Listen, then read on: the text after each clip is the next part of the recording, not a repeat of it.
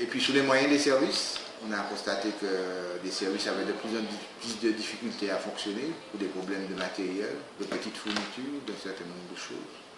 Que les services routiers étaient en difficulté de fonctionnement parce que les matériels, les engins n'étaient pas réparés parce qu'il manquait de pièces, que le port qui assure l'entretien de ces matériels ne pouvait plus acheter de pièces parce que les factures des fournisseurs n'avaient pas encore été réglées et que certains bons de commande étaient sous le bureau du président depuis la fin du mois de janvier et qu'ils n'avaient pas encore été signés. Donc toute une série de situations de dysfonctionnement et qui se sont... Et on a pointé en plus des dysfonctionnements dans les services sociaux du département où il y a vraiment une situation préoccupante. Hein. Je ne redis pas catastrophique, puisque j'ai dit ça hier, ça avait l'air de nerver les gens que je dise catastrophique, mais c'est catastrophique. Dans la mesure où, dans certains secteurs, on se rend compte qu'il y a des éducateurs qui ont en charge plus de 80 enfants, alors que la réglementation c'est 18. Donc il y a un problème de fond, et nous pensions que ces problèmes qu'on avait un peu pointés du doigt, il fallait s'asseoir autour de la table, pour voir comment on analysait, quelles dispositions on prenait par rapport à cela. Loin de là, sur ces secteurs-là, on constate que les agents reçoivent de l'aide de fin de contrat, alors que les missions, les tâches sont là. Donc ça veut dire que les tâches vont être réparties sur les quelques titulaires qui restent sur les secteurs, avec le risque de la prise en charge des enfants soit des plus dégradés. Donc on est dans cette situation qui nous a amené après mettre tentative d'obtenir des rendez-vous, hein, parce que à la suite de la réunion du 4 mars, il nous a dit, la demande de l'organisation syndicale d'indiquer les problèmes sur lesquels elle souhaitait intervenir et signaler afin que des rendez-vous soient pris. Nos organisations syndicales de la CGTM l'ont fait. Il y a un courrier qui a été fait, il y a plusieurs courriers qui avaient déjà été faits, mais il y en a un plus précisément après cette réunion qui a été faite, où on a listé une série de problèmes qu'on retrouve dans notre plateforme revendicative aujourd'hui, et en demandant un rendez-vous. Alors je ne sais pas quel délai on prend pour prendre un rendez-vous, mais bon, le courrier a été déposé le 24 mars, quand début avril, on n'avait toujours pas même l'amorce de dire il ne voulait pas être reçu on ne s'imaginait pas être reçu du jour au lendemain, mais quand même qu'on programme une date, etc., de manière à ce que... Et rien ne vient, et donc nous avons décidé, notre organisation syndicale, ainsi que celle de SADEN CGTM, de faire une assemblée générale avec le personnel, ce qui a été fait le mercredi 6 avril. Au cours de cette assemblée générale, nous avons expliqué aux agents qui étaient présents la situation et les réactions de la salle, même avant que nous fassions la proposition d'action, étaient de nous dire que ça nous attend pour mettre en route et qu'il fallait effectivement réagir par rapport à cette dégradation de la situation qu'on retrouvait dans les différents secteurs, que ce soit le secteur des établissements scolaires, que ce soit les secteurs sociaux, que ce soit sur le service routier. Donc nous avons décidé de lancer l'action. Pendant que nous lançons l'action au niveau de l'Assemblée générale, une autre organisation syndicale qui est INSA Territoriaux, certainement informée de notre démarche, a lancé un préavis pendant que nous étions en train de rédiger le nôtre. Donc il y a eu un préavis qui a été déposé un peu avant le nôtre, le 6 avril, et ils appelaient à une grève à partir du mardi 12 avril. Donc, ensuite, FO, ex-conseil général, a fait de même, a déposé un préavis. Donc nous nous retrouvions 4 organisations syndicales à avoir déposé un préavis. Donc le vendredi, nous avons décidé de nous rencontrer, les organisations syndicales qui avaient déposé un préavis, puisque nous étions invités l'après-midi à 11h par les dirigeants de la CTM à une rencontre. Alors, on va parler de cette rencontre aussi, parce que la manière dont les choses se sont présentées. Donc le vendredi matin, nous nous sommes rencontrés et après discussion des différentes organisations syndicales, on a harmonisé notre décision de départ en grève. Donc tout le monde on a fait un communiqué commun pour dire que l'action commencerait s'il n'y avait pas eu de négociation à compter du mercredi 13 avril. Donc là, on revient à la réunion qui a été programmée le 11 avril à 11h par les dirigeants de la CTM. Le jeudi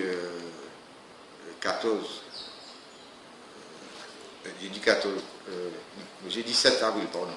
Le 17 avril, les dirigeants, les responsables syndicaux reçoivent vers 13h quelques un mail de Mme Marinette Torpille nous indiquant qu'elle était prête à rencontrer les organisations syndicales le vendredi à 11h sur deux points.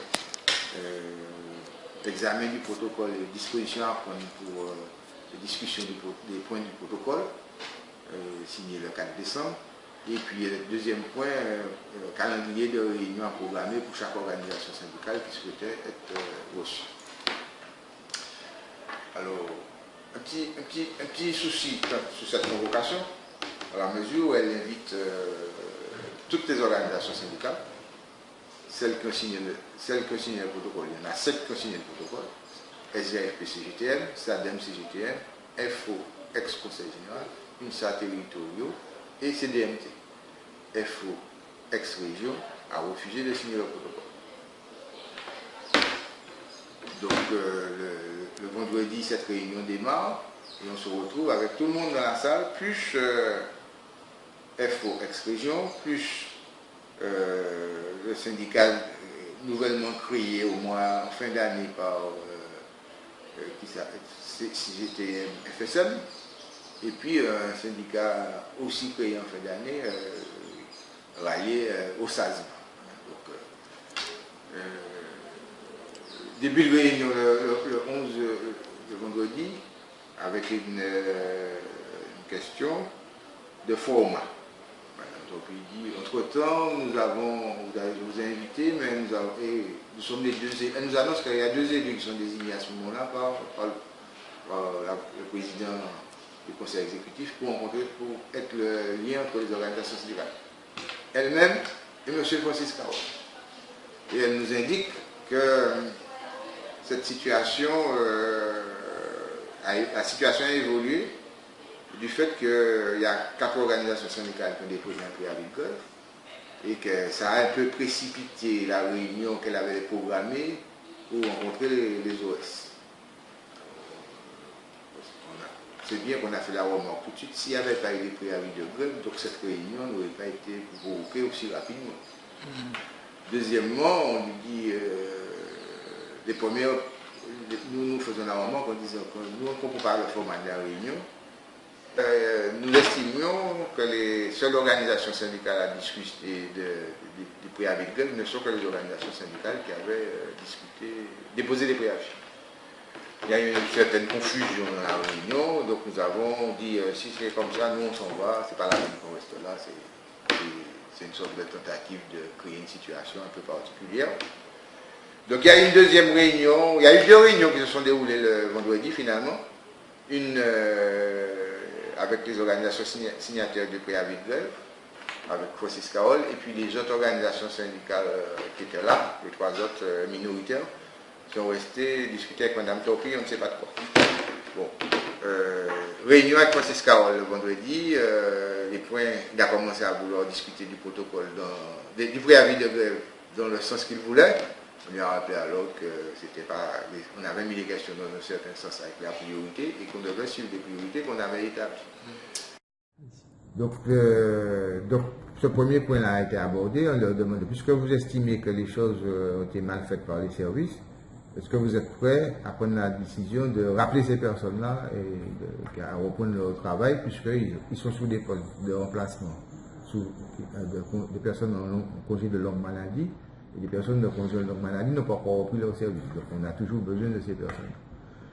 Alors son engagement était de se retourner vers, soi-disant, le conseil exécutif et de nous donner une réponse.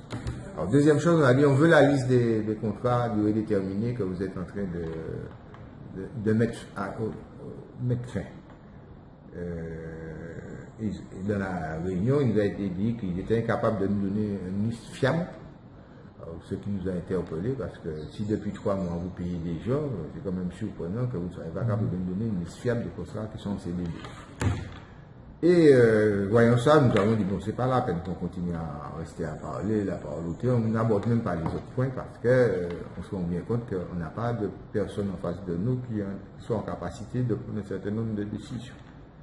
Et Carole s'est engagé à dire, on a dit, on se revoit lundi, et il a demandé de repousser la réunion à mardi matin parce que pour lui, lundi, il n'aurait pas encore pu finaliser la liste des personnes.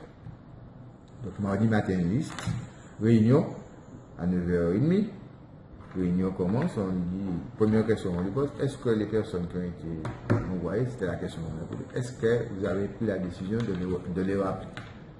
Réponse, je n'ai pas le feu vert. Donc il y a une réponse négative du président du conseil exécutif. Donc ces personnes-là ne sont pas rappelées. C'est déjà un point de divergence profonde entre les organisations syndicales. Deuxième chose, on dit, est-ce que vous avez préparé la liste qu'on vous a demandé pour qu'on puisse regarder cas par cas des situations qui se présentent, là où les postes sont et comment on le fait?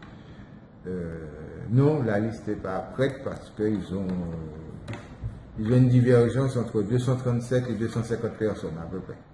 Vous êtes incapable de nous sortir une liste fiable, vous ne savez pas qui vous payez. Donc voilà, on est dans un truc un peu irréel, irréaliste et qui relève plus de l'amateurisme que de la gestion sérieuse d'une collectivité. Donc, on a arrêté tout de suite la réunion, disons, si vous n'êtes pas capable de nous donner des éléments, et sa proposition est de nous dire, je serai capable de vous donner des éléments que vendredi, là, ce vendredi, le 15. Donc nous avons dit, non, ça n'est pas très sérieux. Donc, à partir de là, compte tenu qu'on n'avait pas de réponse, nous avons mis en marche l'action de grève qu'on avait programmée, de réunion illimitée qu'on avait programmée à compter du mercredi 13. Donc, compte tenu de cette situation, nous avons déclenché la grève depuis hier matin. Nous avons bloqué tous les services administratifs de la CTM et nous avons bloqué une vingtaine d'établissements scolaires, collèges et lycées. Donc, hier, nous avons fait cette action. Pas de prise de contact avec nous par l'exécutif.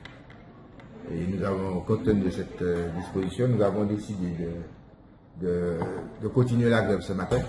Donc on a refait les mêmes blocages et on a augmenté un peu la pression sur plus de services administratifs de la CTM et sur les établissements scolaires aussi. Jusqu'à présent, il n'y a aucun contact direct n'a été pris par l'exécutif pour négocier avec nous. On en est là aujourd'hui. Donc les camarades sont partis là pour faire une manifestation en opération Molokoi sur la rocade et sur l'autoroute. Et si rien ne bouge, je pense qu'on va être amené à être plus revendicatif et à augmenter la pression.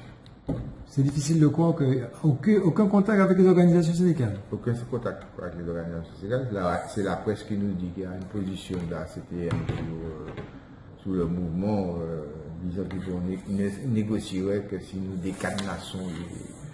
Mais nous n'avons aucun contact direct nous indiquant quels étaient les préalables éventuels à une négociation. On en est là.